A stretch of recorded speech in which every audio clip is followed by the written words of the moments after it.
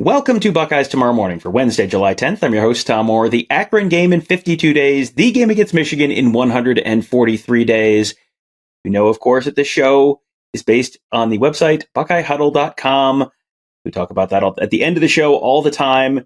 We don't usually talk about it at the beginning of the show, but today's show was inspired by one of our members. Mount Pleasant Buckeye was on the Huddle board presented by Jeff Ruby Steakhouse, which is one of our member exclusive areas. Was asking, hey, can we do some more shows and more content on X's and O's stuff? We got a ton of X's and O's guys on the site. It is one of our big strengths as a site. We have a ton of X's and O's guys. All right, we're going to do a show just about the linebackers today. We're going to do it with our buddy Devin Radcliffe of BuckeyeHuddle.com. I asked Devin, okay, what do you want to do a show about? He said, do a show about the linebackers. We are going to do a show about the linebackers with Devin. Devin, I guess let's start first of all with, you got some new personnel. No more Tommy Eichenberg. No more Steel Chambers this year. You got Cody Simon. You got CJ Hicks. You got Sonny Styles. You got Gabe Powers. You got a whole bunch of different guys who could slot in a bunch of different spots. Let's start with just where you see these guys slotting in. One, who's slotting in as maybe the likely to be starting at the Mike, the Will. Are they going to go with the Sam this year? Are they going to go with the Jack this year? Where do you see guys maybe slotting in, at least sort of in the base defense this year? No, I think if you're going to call, I think we'll go ahead and safe to say we'll call a 4-2 a base, or 4-2-5 the base defense for Jim Knowles and Ohio State at this point, which for this particular conversation means there's two linebackers called the Mike or middle linebacker or the Will or weak side linebacker. And the past couple years under Jim Knowles, Tommy Eichenberg had been the middle linebacker and Steel Chambers had been the weak side linebacker. Cody Simon was a third linebacker. They would bring in packages, which we'll get into in a little bit later here in the show. But Cody Simon also would fill in. He would rotate the will linebacker for Steel Chambers, and he started in Tommy Eichenberg's absence last season at Mike linebacker, and that included the bowl game.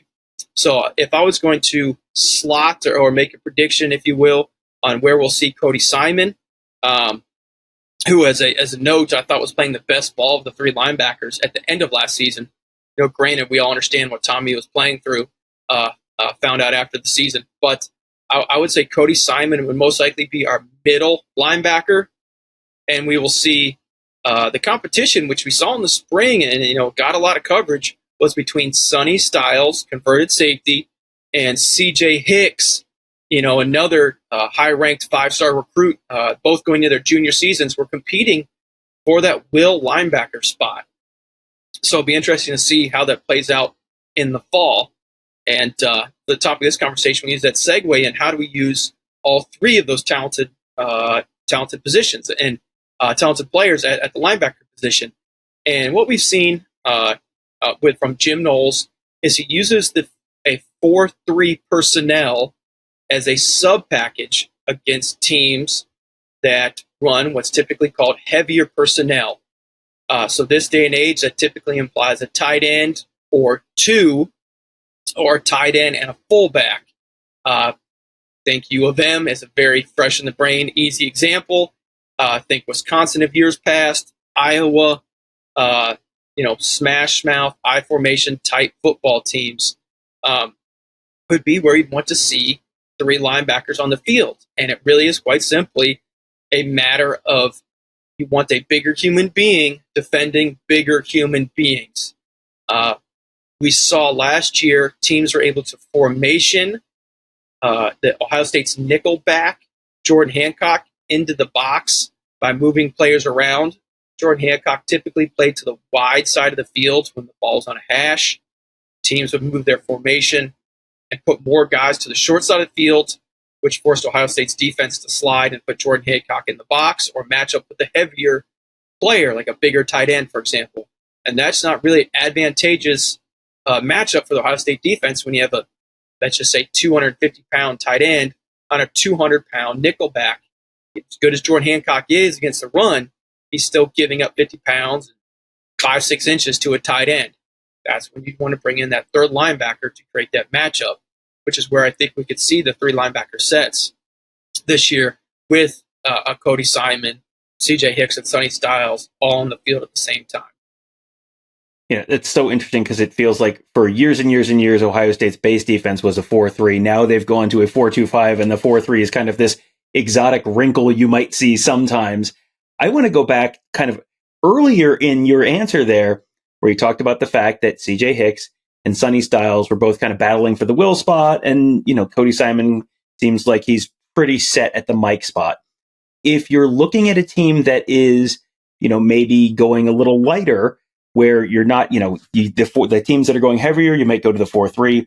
If you're going even on the lighter side of the more base formations, or the type of thing that would force Ohio State into its base defense, could you see, or do you see a scenario where you have Sonny Styles and CJ Hicks on the field where it's, is that something you might see more in passing downs? Is that something, or is it really going to be one of those guys at the will if there's two linebackers and then, Cody Simon or, maybe Gabe Powers or someone at the mic? How do you see them potentially getting those two guys on the field at the same time if you think that might happen? So I'm going to take a step back and talk about kind of overarching philosophical evolution. I'd like to see Ohio State's defense make under Jim Knowles, and I think it goes back. It goes to the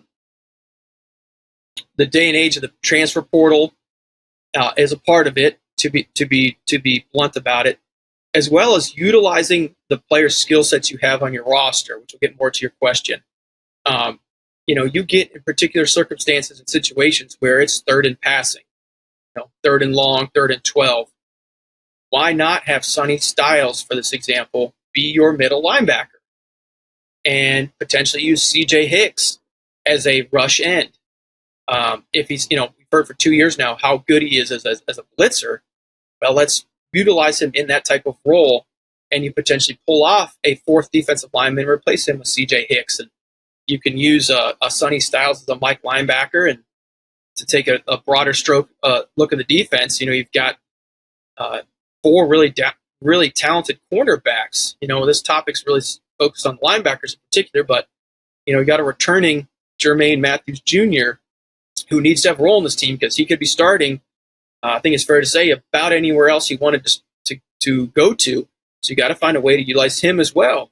So do you have a 3-2-6, 4-1-6 type dime package to utilize these unique skill sets you have of the athletes on your roster to show them that there's a role for them and there's a place for them on the field, and it's not going to be the same 11 guys all game long, every game for the entire season. Yeah, boy, you started talking there, and I thought, well, I wonder if they could work Jermaine Matthews in as a dime and do like a 4-1-6 kind of look. If you put Sonny Styles as the one at linebacker, and you have Jermaine Matthews out there with Denzel Burke and Davison Igbinosun and Jordan Hancock and Lathan Ransom and Caleb Downs, that is probably the most athletic defense I can think of. I mean, in college ball, it maybe ever, at least in terms of, back seven. That feels like a defense where, you're obviously not going to run that against Iowa or Michigan or a team that is probably going to be more run heavy. But boy, against a very pass heavy team, that feels like that might be a really, really difficult wrinkle for teams to deal with. And that goes, that's something you have the ability to do when you have a roster like Ohio State has. It's just a matter of taking that next step in the evolution of your defense and utilizing the players' skill set and what they can bring to the team in those certain circumstances. And again, it's not an every down look in this example, but when it's third and long, and why not match up your four best cover guys against their four best, whoever you're playing's four best wide receivers, instead of asking an inside linebacker potentially to have to match a guy in coverage. Get him off the field, get a cover guy on the field, and let him go cover somebody. All right, so we're talking. We've kind of been talking around this a little bit. We just talked about moving things. You shift things a little bit back towards the secondary. You have to talk about the jack position. I hear everyone groaning right now. I'm kind of groaning internally a little bit as well, but we've been talking about it for years. They've been talking to recruits about it. Justin Hill was someone they had been talking to about it a bunch, and then he ended up committing to Alabama. but we've heard about it with Mitchell Melton. We've heard about it with CJ Hicks. They've talked about it with various guys. How does that maybe fit in with the linebackers that this year? Does that take a linebacker off the field and it's sort of a fifth defensive lineman? Is it, that's that the Jack is the fourth defensive lineman and you still have two linebackers? Is that a situational thing? Like how does that potentially fit in if we really do truly, this is the year that the great pumpkin really does come, Charlie Brown, that we do really see the Jack on the field this fall? That's a great question. And I know we've done a show on it before. My position of the Jack linebacker position is it really needs to be a full-time position if you're going to maximize the effectiveness of it. It gives Jim Knowles the ability to move between fronts, between a four-down front, three-man front, odd stack look, and really use it to solve answers that he needs with that one particular position. So I really don't think, that being said, without going too far more of a tangent on that, but with that being said, I really don't think we will see the Jack linebacker position this year. And I think it goes somewhat to the strengths of the Ohio State's defense, which, defensive line on paper, they have the 1 and 2 ranked defensive end recruits in their respective class coming into their senior year. So why at this point would you want one of them to have to go learn to play middle linebacker for 25% of his snaps? Let them play defensive end and do what they do well. That being said, we could see it potentially as a package where they sub someone they have repping that position, much like they did Jack Sawyer 2 seasons ago.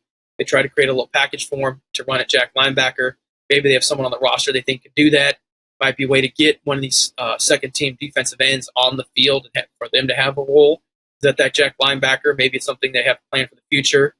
That's a way for them to rep that a little bit this year with the players they have in mind for 2025 season. But for 2024 as something that's really a big part of their defense, I really just don't see it happening at this time with the roster they have.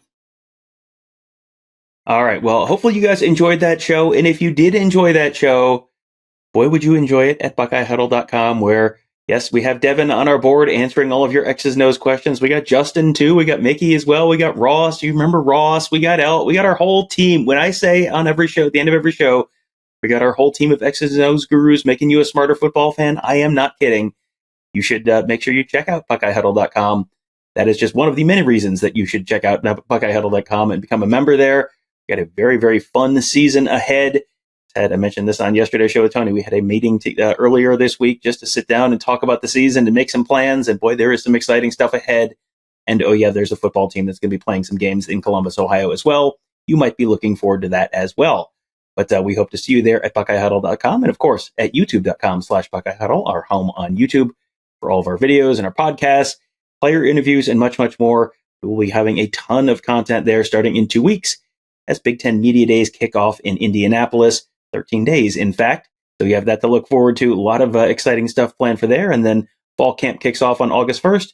And then, of course, the season about a month after that. There is a lot of exciting stuff, and it is all happening right now at BuckeyeHuddle.com. That'll do it for today. Thank you guys all for joining us. Have a great day. We'll talk to you tomorrow.